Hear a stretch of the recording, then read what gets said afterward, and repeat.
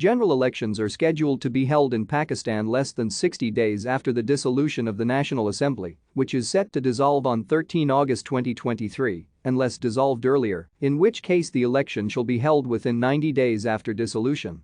This means that the election must be held by or before 12 October 2023. General elections were held in Pakistan on Wednesday, 25 July 2018 after the completion of a 5-year term by the outgoing government. At the national level, elections were held in 272 constituencies, each electing one member to the National Assembly. At the provincial level, elections were held in each of the 4 provinces to elect members of the provincial assemblies. As a result of the elections, the Pakistan Tehreek-e-Insaf became the single largest party at the national level both in terms of both popular vote and seats.